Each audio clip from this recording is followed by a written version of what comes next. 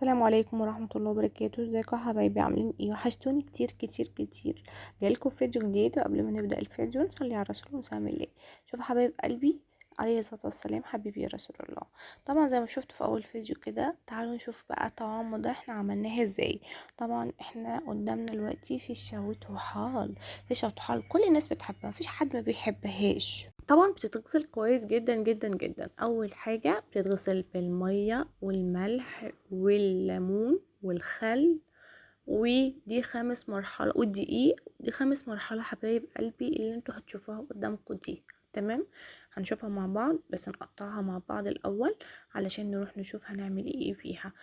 إيه المرحلة دي اكيد لازم تعمليها علشان انتي هتشوفي مية معكرة، مية مش حلوة، مش كويسة. لازم يعني مهما غسلتيها لازم تعملي الخطوة اللي انا هعملها وهتشوفيها دي. تمام حبيبتي؟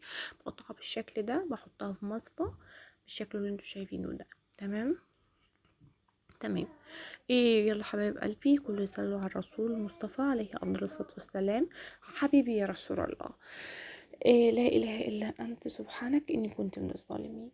خلاص حبايب قلبي لحد كده. طبعا بقى ما تنسونيش باللايك والاشتراك فضلا وليس امرا. واللايك كتير كتير كتير كتير عشان يوصل لكم مني كل جديد. خلاص انا قطعتها بالشكل اللي انتوا شايفينه ده حبايبي. يلا بينا بقى نشوف هنعمل ايه. معايا ميه هنا مغليه، هننزل بالفشه والطحال في قلب الميه، في الميه اللي انا عاملاها دي. هتغلي غلوتين اتنين بس وهتطلعيها علشان انا مش عايزاها تستوي، مش عايزاها تستوي. تمام. وهتشوفوا شكل الميه بقى عامل ازاي بعد ما احطها بقى وتقلب قلبتين كده. تشوفوا شكل المنظر يعني مش حلو. خلاص حبايبي، دي بقى ايه هي اخر المرحله بتاعت تنظيفها. وهتاكلي احلى فشه وتشمي ريحتها بقى وانتي بتقليها كده بتحمريها. بسم الله ما شاء الله تبارك الرحمن، ريحتها جميله جدا ومغرقه البيت كله. ما اقولكوش بقى على الجمال. شفتوا حبايبي قلبي الميه عامله ازاي؟ ميه مش نضيفه ازاي. هي نزلت الميه اللي مش نضيفه بتاعتها. ماشي تمام. انا خلاص كده ببدأ اشيلها، بحطها في مصفى اصفيها من الميه زي ما انتوا شايفين كده. تمام حبايب قلبي. يا رب حبايب قلبي ما تنسونيش بكومنت جميل زيكم كده، ولايك حلو كده علشان الفيديو يتشير ويوصل لكل اصدقائنا واصحابنا. وتقولوا لي بقى ايه رأيكم في تنظيف الفيشة والطحال بتاعي. طبعا انتوا يعني رأيكم يهمني جدا جدا. هنا بقى مية نضيفة، غسلت طبعا الحلة وجملت مية نضيفة وحطيتها برضو تغلي، وانزل بالمنكهات بتاعتي.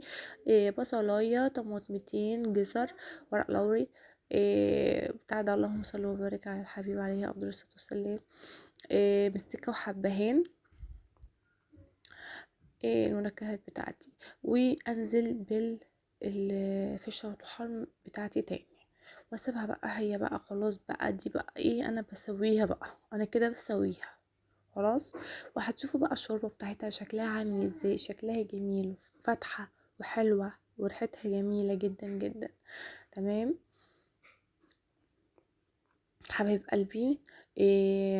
ما تنسونيش باللايك. لايك يا حبايب قلبي، والله العظيم انتوا بتنسوا اللايكات. اللهم صل وسلم وبارك على الحبيب المصطفى عليه افضل الصلاه والسلام. حبيبي يا رسول الله.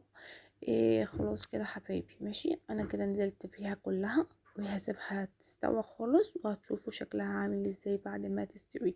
بعد ما تستوي حبايبي سيبوها تبرد وتدخلوها التلاجة وتسيبوها تبرد خالص خالص، وبعدين تبداوا تقطعوا فيها. علشان ما انساش بس اقول لكم الخطوه دي مهمه، ما تقطعوهاش وهي سخنه. يعني تسيبوها تبرد كده شويه، وبعدين بعد ما تبرد دخلوها التلاجة، وبعد كده ابدأوا تقطعوا فيها بقى. تمام. خلاص احنا كده بقى هنشيلها ونحطها في المصفى وبالشكل اللي انتوا شايفينه ده. خلاص كده ايه رأيكم بقى في شكلها؟ وتعالوا بقى اوريكم كمان ايه الشوربه بتاعتها. لازم اوريكم الشوربه بتاعتها عامله ازاي. انا هنا بقول لكم هنا كان في جلده انا شلتها، لازم تشيلوا الجلده اللي هنا في جلد كده حبايبي بيشيلوها. تمام. خلاص كده احنا كده خلاص هي استوت معانا، وصفيتها وهسيبها تبرد وهدخلها التلاجة زي ما قلت لكم. وهبدأ اقطع فيها. يلا بس تعالوا الاول قبل ما انسى اوريكم الشوربة بتاعتها. يلا بينا. شفتوا الشوربة بقى وجمالها ما شاء الله؟ طب شفتوا لونها عامل ازاي؟ طب كده بقى ولا في الاول خالص؟ طبعا كده. إيه لو ما عملتيش الخطوه اللي انا عملتها في الاول مش هتطلع لك شوربه حلوه بالشكل ده. خلاص كده هي بردت معايا وطلعتها وبقطعها قدامكم، ولازم تبقى بالسمك بتاعكم الحلو، السمك الحلو ده السمك بتاعها هيبقى بالشكل ده. خلاص، لا حول ولا قوه الا بالله العلي العظيم. كل سنة وانتم طيبين حبايب قلبي بمناسبة السنة الجديدة. ربنا يجعلها سنة سعيدة على الكل يا رب، وبخير وسعادة على كل الناس، على كل الناس. اللهم امين يا رب العالمين. اللهم اشفي مرضانا ومرضى المسلمين وارحم موتانا وموتى المسلمين. اللهم امين يا رب العالمين. وفقنا ووفق اولادنا يا رب العالمين. اللهم امين. خلاص حبايب قلبي بنقطعها في الشكل اللي انتم شايفينه ده. لا اله الا انت سبحانك اني كنت من الظالمين. بسم الله ما شاء الله تبارك الرحمن. شكلها جميل جدا جدا جدا جدا، وريحتها يعني تفتح النفس، وطعمها يجنن. وبصراحة بقى حاجة البيت بتبقى احسن بكتير من بره. يعني انتي لو انتي مش بتحبيها وعملتيها انتي بايدك بالطريقة اللي انتوا شايفينها دي، هتحبيها والله، مش هتبطلي يعني تاكليها. هي جميلة. وبعدين الحاجة بتبقى في البيت بتبقى يعني انضف بكتير من بره. انتوا عارفين حاجة زي كده كويس. انا قطعت الكمية دي كده قدامكم، وهقطع بقية الكمية طبعا ورا الكاميرا، وهقول لكم برضو هعمل فيها ايه. خلاص انا خلصت الكمية كلها، وهحطها في علبة تلاجة زي ما انتوا شايفين كده. وهاخد بقى ايه طبق كده نعمله مع بعض برضو، دي اخر خطوة ليها بقى. خلاص ماشي. علشان بقى ايه تعملي بقى لو حابة تعملي سندوتشات لاولادك، ايه تحطيها كده في وسط عشاء في وسط غدا، تحفة يعني. بسم الله ما شاء الله. خلاص انا معايا الطاسة سخنت وحطيت عليها زيت، نزلت بيها بالزيت كده، ونزلت بالطبق اللي معانا ده، نحمرها كده وتاخد صدمة جميلة كده. وزي ما شفتوا في اول الفيديو شكلها كان عامل ازاي وريحتها كانت تحفة ازاي. انا هعمل لها بقى دقة كده بسيطة. في ناس بقى بتستسهل بترش عليها كده بعد ما تتحمر فلفل اسود وكمون وكزبرة او كمون وملح، فاهمين انتم؟ فانا هعمل لكم دقة حلوة كده. لو عملتوها الدقة دي بسم الله ما شاء الله والله اللي ما بيحبهاش هيحبها، يعني اللي ما بيحبش الفشة والطحال هيحبها. هنا معايا اللهم صل وبارك على الحبيب المصطفى عليه الصلاة والسلام. حبيبي يا رسول الله. معلقة توم مفروم، وطبعا معايا ليمونة، عصير ليمون. خلاص حبايبي، يا رب اكون بفيدكم يا رب، وبقدم لكم حاجه حلوه بتستفادوا منها. ويا رب كمان الشرح بتاعي يعني يعجبكم. يعني انا عايزه، يعني انا ساعات بتلخبط في الكلام يعني فاهميني. هنا معايا هنا معلقه كمون، ومعايا معلقه من الفلفل الاسود، ومعايا معلقه من الملح. تمام كده. خلاص توم وليمون وكمون وفلفل اسود وملح ومعلقتين من الخل.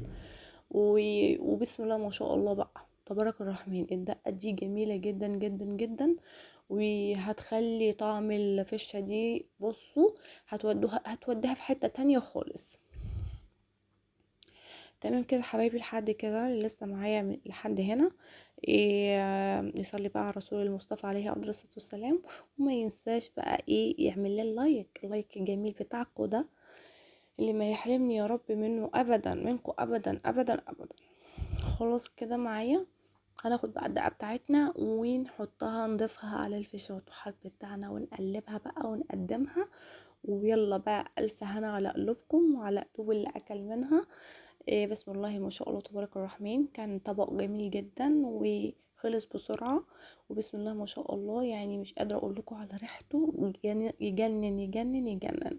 اوعوا تنسوا الاشتراك، انا قلت لكم اهو، اوعوا تنسوا الاشتراك، لايك لايك لايك لايك. تمام. وخلاص كده حطيت العلبة بتاعتي بقى دي، خلاص تتحط في التلاجة بقى خلاص. وخلاص حبايب قلبي، ده الشكل النهائي بتاعي. واشوفكم في فيديو جديد وفي رعاية الله. اتمنى لكم الخير والسعادة والصحة والهنا. باي باي.